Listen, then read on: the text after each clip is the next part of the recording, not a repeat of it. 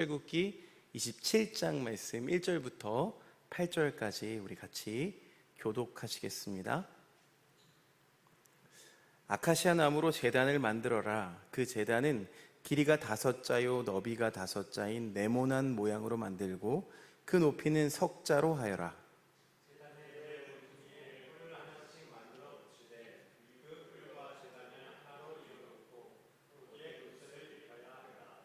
재를 담는 통과 부삽과 대야와 고기 갈고리와 불 옮기는 그릇을 만들어라. 이 모든 기구는 노쇠로 만들어야 한다.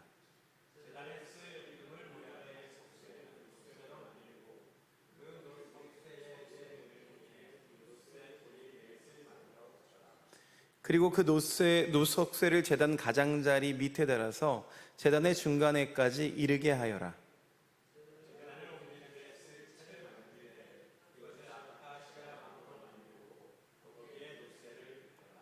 이 채들은 제단 양 옆에 고리에 끼워서 그것을 운반할 수 있게 하여라.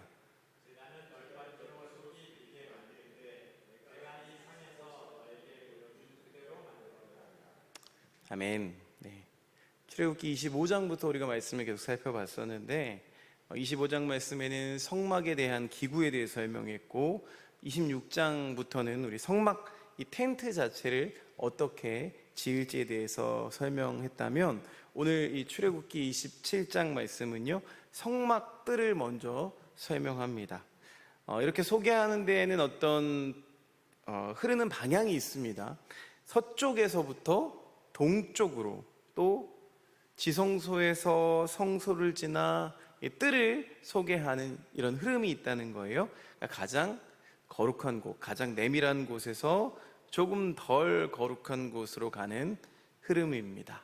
자, 이 뜰의 중심에는 제단이 놓여 있습니다. 제단은요 히브리어로 미츠베하흐, 그러니까 이게 어떤 어원이냐면 잡다라는 어원을 가지고 있습니다. 그러니까 즉 짐승을, 가축을 잡는 장소를 뜻하는 거죠. 이 제단에서는 정결한 짐승만을 하나님께 드릴 수 있었습니다. 이스라엘의 희생제사는 기본적으로 불로 태우는 제사죠. 익히 알고 계신 것처럼 우리는 이 제사를 번제라고 부릅니다. 그래서 이 성막 뜰에 있는 이 제단을 우리가 주로 번제단이라고 많이 부릅니다. 그런데 레위기에는요, 이 번제단에 사용되는 이 불의 기원에 대해서 소개하고 있습니다. 레위기 9장 24절 말씀 함께 읽어볼까요? 시작. 그때에 주님 앞에서부터 불이 나와 제단 위에 번제물과 기름기를 불살랐다. 모든 백성은 그 광경을 보고 큰 소리를 지르며 땅에 엎드렸다. 이 처음 불, 이 제사를 지내는 번제단에 사용되는 불의 처음 불이 성냥으로 핀 것도 아니고요, 우리가 알고 있는 방법으로 불을 피운 게 아니라 아론이 하나님께 처음으로 제사를 드릴 때 여호와 앞에서 불이 나와서 이 제물을 불살랐습니다. 바로 이 불을 꺼뜨리지 않고 살려서 계속 사용했습니다. 향을 피울 때에도 반드시 이 번제단에 이 불을 사용해야만 했습니다. 그런데 이 불을 사용하지 않은 예시가 있어요. 언제냐면 아론의 두 아들이었던 나답과 아비후가 이 불이 아니라 다른 불, 하나님께로부터 나온 불이 아니라 다른 불을 사용하다가 죽임을 당한 사건이 성경에 나옵니다. 자, 계속해서 읽어보겠습니다. 27장 1절, 2절 그리고 8절 말씀 이어서 읽어보겠습니다. 다시 한번 읽어보겠습니다. 시작. 아카시아 나무로 제단을 만들어라. 그 제단은 길이가 5자요 너비가 5자인 네모난 모양으로 만들고 그 높이는 석자로 하여라. 제단의 네 모퉁이에 뿔을 하나씩 만들어 붙이되 그 뿔과 제단을 하나로 이어놓고 거기에 노쇠를 입혀야 한다.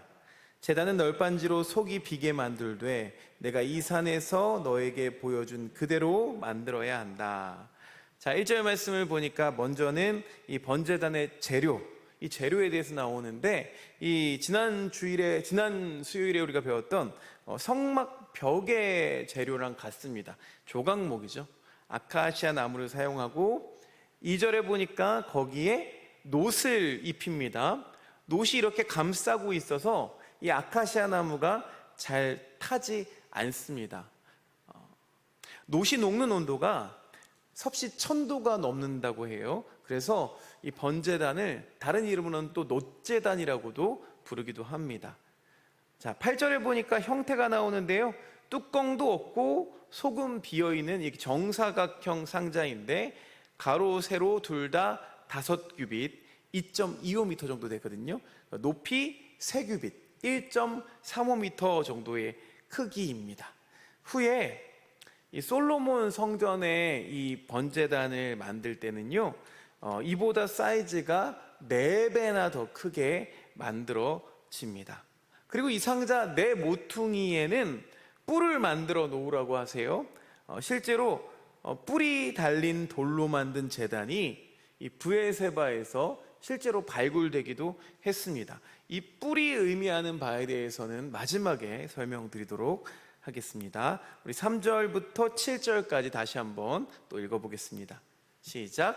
재를 담는 통과 부삽과 대야와 고기 갈고리와 불 옮기는 그릇을 만들어라. 이 모든 기구는 놋쇠로 만들어야 한다. 제단에 쓸 그물 모양의 네 모퉁이에 놋쇠고리 넷을 만들어 붙여라.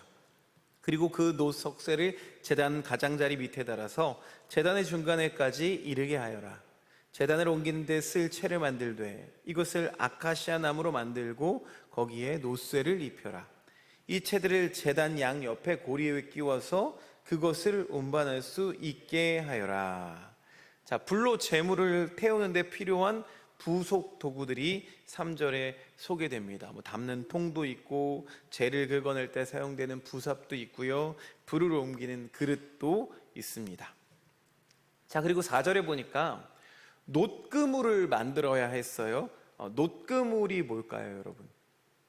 우리가 밖에 나가서 캠핑할 때 고기를 굽는 장면을 생각해 보면 쉽습니다. 석쇠 같은 거죠. 여기도 석쇠라고 나오는데, 자, 놋그물 위에 고기가 올려져 있고 놋그물 아래에는 불과 나무가 있죠. 여러분, 석쇠를 사용하는 이유를 아세요? 혹시? 석쇠가 이렇게 고기가 잘 구워지는 이유가 있어요. 그러니까 석쇠 모양이 이렇게 딱 백이잖아요. 잘 구워지는 이유가 뭐냐면 공기가 잘 통해 산소를 잘 통과시켜서 그래서 잘 태울 수 있게 됩니다. 안에 있는 그 무엇인가, 뭐 석탄일 수도 있고요, 또 연탄일 수도 있고, 그걸 굉장히 잘 연소시킨다는 거예요. 그래서 이 고기랑 불에 직접 닿는 부분이 놋제단이 아니라 이 석쇠 역할을 하는 놋그물이라는 거죠. 그러면은 이 나무에다가 놋을 입힌 놋제단, 이 놋제단은 그럼 무슨 역할을 할까요? 놋제단은요, 사실은 바람을 막는 바람막이 역할을 하게 됩니다. 불이 직접 여기에는 닿지 않기 때문에 이렇게 나무에다가 놋을 입혀도 괜찮았던 거죠. 이 놋제단을 이동할 때도 역시 고리와 채를 만들어야 되는데 4절에 보니까 바람막이 역할을 하는 놋제단의 고리를 만드는 게 아니라 석쇠 역할을 하는 놋그물에다가 고리 넷을 만들라고 규정되어 있습니다. 이 제단을 만드는 규정에 관해서는 사실 27장이 아니라 출애굽기 20장에 이미 규정된 바가 있습니다. 제단은요, 기본적으로 흙으로 만들어야 되고 다듬지 않은 돌로도 만들어야 했습니다. 그래서 위에는 놋제단이고 아래는요, 상당한 양의 돌과 흙이 쌓여 있을 거라고 우리가 추측할 수가 있겠습니다. 이렇게 완성된 제단에서 희생 제사를 드리는 과정, 그 과정이 뭡니까? 가축을 잡아서 불에 태우는 과정이죠. 그러니까 생각해 보세요. 성막에는요, 하나님의 성막에는 늘 고기 굽는 냄새와 연기가 진동했습니다. 성막은 마치 오늘날의 고깃집 같아 보입니다. 우리 교회에 되게 잘 어울리는 것 같아요. 우리 교회 1층에 고깃집이 있잖아요. 그렇죠? 이렇게 짐승을 잡아서 불태우는 제사는 어떻게 보면은요, 참 자원을 낭비하는 것처럼 보입니다. 당시의 이교도들도요, 제사에 사용한 고기를 재활용 차원에서 구워서 연기만 올려보내고 구워서 다시 내다 팔았습니다. 여러분, 이게 더 경제적이죠. 이게 더 합리적이고요. 그런데 짐승을 불에 태워서 냄새와 연기가 진동하게 하는 것, 이것 자체도 뭔가 거룩한 하나님의 성막과는 잘 매칭이 안 됩니다. 어울리지가 않아 보입니다. 그러니까 좀 더 다른 방식의 고상한 제사 제도도 있었을 텐데 하나님은 왜 이런 방식을 고수하신 걸까요? 오늘 우리들은 이 제단에서 이루어지는 이 불에 태우는 제사의 의미, 그리고 아까 잠시 후에 설명하겠다고 말씀드렸던 제단에 달린 이 뿔의 의미를 함께 생각해 보는 시간이 되었으면 좋겠습니다. 하나님이 이 제단 위에서 드리도록 규정한 제사는 참 소란스럽고 힘겨운 제사입니다. 일단 먼저 키우던 가축을 거기까지 끌고 와야 되죠. 또 멱을 따야 됩니다. 죽여야 됩니다. 그러니까 여기저기서 이 가축 소리들, 가축의 비명 소리가 들리겠죠. 왜 하나님은 이토록 거칠고 원시적인 제사 방법을 제시하신 걸까요? 제사를 드리는 그 사람들에게 어떤 가르침을 주기 위함입니다. 구약에 나오는 5가지 제사들, 이 제사들은요, 저마다 밟아야 하는 과정에 조금씩 차이가 있습니다. 이 레위기를 펼쳐보면요, 문자적으로만 봐도 어려운데 그 과정이 의미하는 바를 성경이 자세히 설명해 주지도 않습니다. 이런 것들이 레위기 주제여서 레위기는 참 읽기가 어려운 말씀 중에 하나입니다. 우리가 알려고 하면 알려고 할수록 굉장히 복잡하고요, 실제로 신학에서도 이 논쟁이 심합니다. 그 중에서 오늘은요, 번제를 중심으로 그 의미를 알아보려고 합니다. 번제의 목적은 하나님과의 화목, 그리고 하나님과의 헌신이 목적입니다. 여러분, 하나님께 제사를 드리러 온 사람을 한번 생각해 볼까요? 자신이 기르던 가축을 데리고 옵니다. 부자는 수소, 또 중산층은 수량이나 수염소, 가난한 사람은 비둘기를 데리고 오죠. 여러분, 그들이 이 가축을 키우기 위해서 얼마나 많은 노력을 했을까요? 여러분, 그 이름 없는 가축이라도 뭔가를 기른다는 건 굉장히 품이 많이 듭니다. 어디 여행도 못 가요. 그 가축 밥 먹여야 돼서 여행도 못 가고 어디다 맡겨야 되고, 그쵸? 고양이 기르시는 분들 계신데 고양이 기르다 보면은 이 자식도 아닌데 챙겨야 될 게 굉장히 많습니다. 더욱이 이 가축들은 그 중에서 흠없는 최상품이어야만 했습니다. 최상품이라는 건 당시에 소유한 할 것들이 많지 않았던 그때에는 이것이 아주 소중한 재산이거든요. 이런 소중한 가축에게 이제 자신의 손을 얹습니다. 안수하는 거죠. 자신과 가축을 동일시하는 절차입니다. 그 다음에 제사장이 이 제물의 멱을 딴 후에 이제 이 사람이 이 가축, 자신이 키우던 가축을 사지를 다 가르고 각을 뜯는 거죠. 내장, 가죽 이렇게 다 손수 해체한 이후에 제물의 이 피는 제단에 뿌려지고 고기는 불에 태워집니다. 여러분, 이런 안수 과정을 통해서 자신과 동일시된 제물의 피가 이 제단에 뿌려질 때 드리는 자의 생명도 함께 드려지는 것과 동일한 효력을 발휘하게 되는 거예요. 자, 이 과정을 통해서 죄의 삭시라고 말하는 죽음의 문제가 해결되는 거죠. 자, 이 희생제물을 하나님이 받으시고 하나님과의 화목을 이루어졌음을 눈에 보이게 가시적으로 보여주는 게 바로 연기입니다. 번제의 히브리어는 우리나라 말과 좀 비슷해요. 올라인데요, 한글로 올라간다는 뜻을 가진 히브리어 알라에서 나왔습니다. 그러니까 번제는 문자적으로 하나님께 올라간다라는 뜻을 가지고 있어요. 이 제물이 불에 타면서 연기가 올라갑니다. 이 연기는 제물이 연기로 바뀐 거죠. 자, 그 연기가 하나님이 계신 하늘로 올라간다는 건 하나님이 제물로 받으신다는 것을 시각적으로 이 제물을 드리는 사람에게 보여주고 있는 거예요. 그래서 레위기에서는 번제가 여호와께 향기로운 냄새를 풍기는 연기라고 강조하고 있습니다. 제물을 드리는 자에게 이 연기는 자신을 대신한 제물이 연기로 변한 것이기 때문에 결국 이 연기가 자기 자신이 되는 셈입니다. 본래 죄 많은 인간은 그 불결한 몸으로 하나님께 가까이 다가갈 수가 없었습니다. 하지만 이 정결한 제물의 희생으로 연기처럼 하나님께 받아들여지며 화목을 이루게 되었습니다. 자, 이 과정을 무엇이라고 말할 수 있을까요? 은혜입니다. 은혜.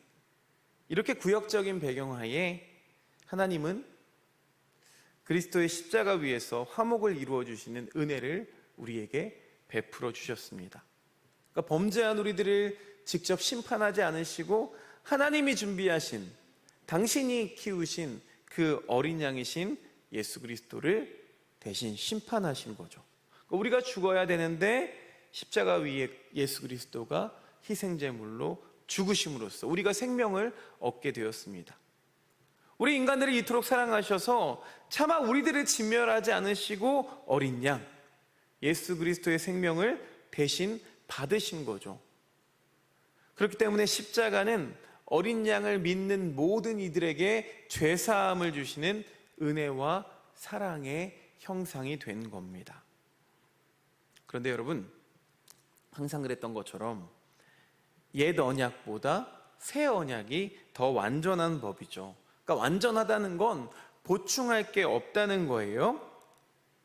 구약의 백성들은 짐승을 불태우는 제사를 지속적으로 드려야만 했습니다. 그러니까 자기 손으로 계속 제물을 마련해야만 했고요. 그런데 새 언약의 백성들은 그리스도의 완전한 희생으로 인해서 다시금 제사를 드릴 필요가 없어졌습니다. 우리 손으로 제물을 마련하지 않습니다.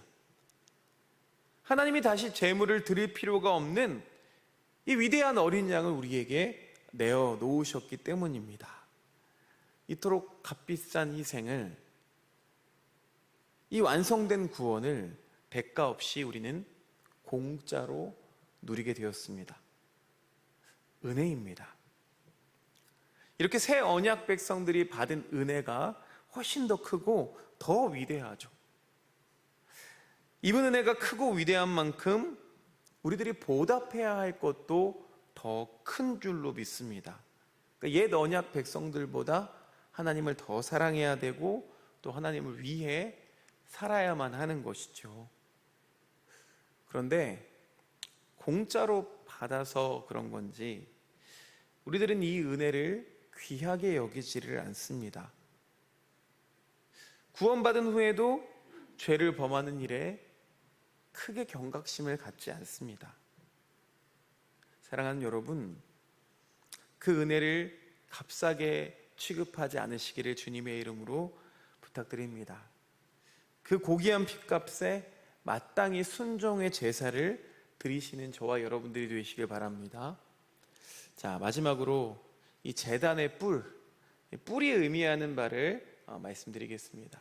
어떤 구약학자는 이 제단의 뿔이 희생제물을 묶어놓는 역할을 했다고 가볍게 해석하기도 합니다. 그런데 고대 근동 지역에서 뿔은 신적인 힘을 상징합니다. 고대 근동 전역에서 제단의 뿔을 만든 것은 이 제단과 신이 동일하다는 것을 의미하는 형상입니다. 여러분, 성막의 제단이란 사제와 화목의 제사가 이루어지는 곳이라서 이 제단의 뿔은 죄를 사하시는 하나님의 권세를 상징하고 있습니다. 어떤 사람은 죄사함의 권능이 이 정결한 희생제물에서 나오는 것이라고 착각할지도 모릅니다. 또 재물을 잡아서 태우는 이 제사장들의 권위에서 나온다고 착각할 수도 있습니다. 그런데 그게 아니죠. 이 죄사함은 거룩하신 하나님의 권위에서 나온다는 것을 이 제단의 뿔이 상징하고 있는 겁니다. 그러니까 뿔이 없는 제단은 하나님과 무관한 제사이고 죄사함을 받을 수 없는 무용지물의 제단이라는 것을 나타내 주는 거예요. 그러니까 이렇게 해석해 보면 이 제단의 뿔이라는 것은 제단에서 가장 거룩한 부분인 거죠. 이 제단의 뿔이 하나님의 권세를 상징하기 때문에 이 제단의 뿔을 잡으면 하나님께 모든 것을 의지하겠다는 표현을 하는 셈입니다. 그러니까 뿔을 잡으면 그 사람이 하나님께 바쳐지는 제물이 되는 거예요. 그 뿔을 잡으면 그래서 하나님이 그 사람을 보호해 주십니다. 그래서 실제로 하나님은요, 제단의 뿔을 잡는 사람을 함부로 죽이지 못하도록 하셨습니다. 사람이 심판하지 못하게 하시고 직접 그를 심판하셔서 그의 억울함을 살펴보셨습니다. 실수로 사람을 죽인 사람도 이 제단의 뿔을 잡으면 하나님의 보호를 받을 수 있었다는 거예요. 과실치사가 있죠. 과실치사가 발생하는 경우가 있습니다. 그런데 이 죽은 자들, 고인의 가족들은요, 그게 과실치사라고 생각하지 않고 고의라고 생각해서 이 사람에게 복수할 수도 있습니다. 이럴 때 이 과실치사범이 즉시 제단의 뿔을 잡고 하나님께 호소하면 그 복수로부터 보호함을 받을 수 있었습니다. 자, 이 뿔의 권능을 후에 이어받은 게 뭐예요? 도피성 제도죠. 도피성 제도. 이스라엘이 가나안 땅에 다 흩어져서 정착하면서 이 제단의 뿔을 잡기가 힘들어집니다. 그렇죠?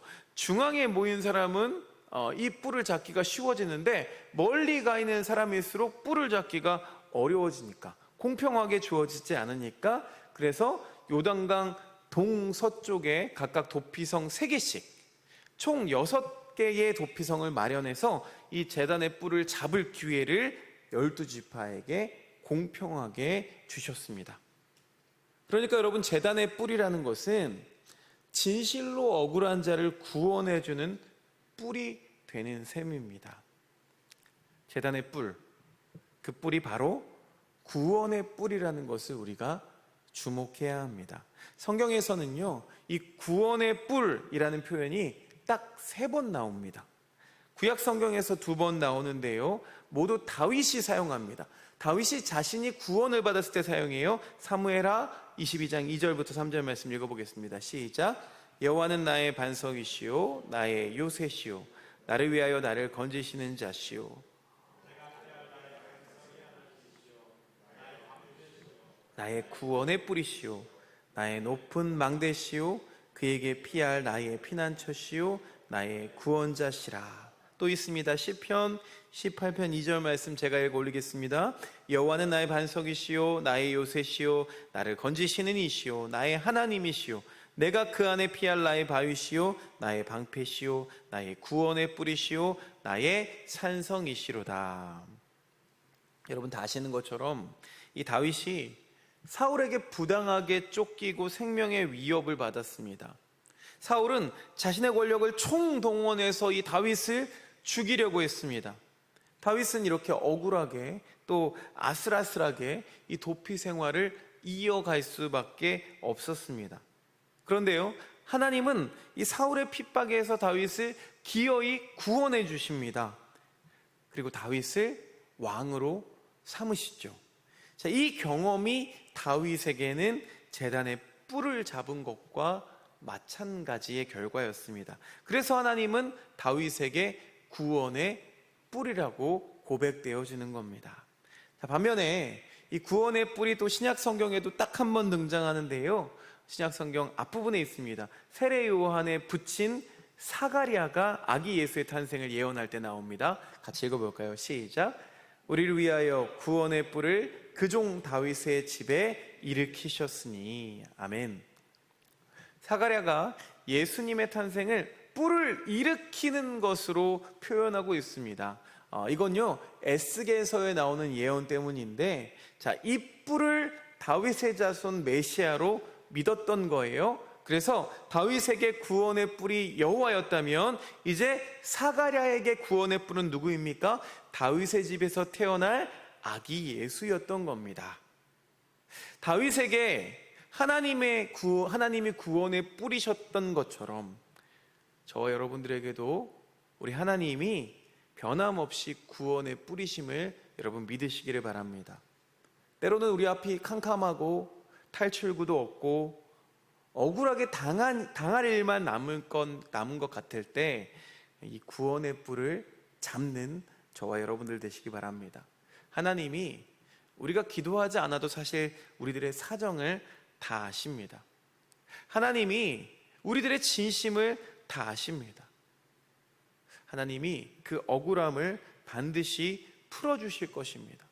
하나님이 우리들의 상황을 반드시 역전시켜 주실 겁니다. 반드시 하나님은 의인을 의롭다 하시고 죄인을 죄인이라고 심판하실 겁니다. 예수 그리스도, 그분은 우리에게 구원의 뿔로 오신 분이십니다. 그러니 오늘도 우리 주님만 붙잡고 승리하시기를 바랍니다.